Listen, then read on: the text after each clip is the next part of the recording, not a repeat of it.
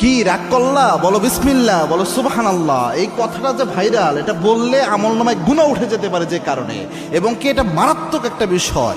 দুইটা বিষয় এখানে রয়েছে। আপনারা দেখছেন যে কিছুদিন পর পরই সোশ্যাল মিডিয়াতে একটা ট্রেন্ডিংয়ে আসে, কাঁচা বাদাম থেকে শুরু করে একটার পর একটা ওই কিরে মধু মধু এরকম জিনিস পোলাপান এটা ছড়ায়। তো এই যে একটা দেখলাম ভিডিওতে সোশ্যাল মিডিয়াতে, হাত দেখতেছে গণকের মতো, সে হাত দেখাচ্ছে আর এমন কথা বলতেছে যেটা জীবন সকলের জীবনের সাথে মিলে যেতে পারে।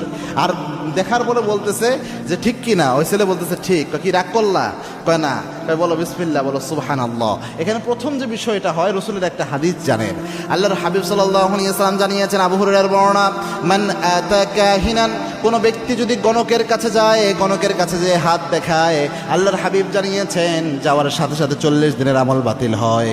আরেক বর্ণনা এসেছে, আল্লাহর হাবিব বলেছেন রসুলের উপর যা নাজিল হয়েছে সব কিছু অস্বীকার করার গুনাহ আল্লাহ আমল নামায় দিয়ে দেয়।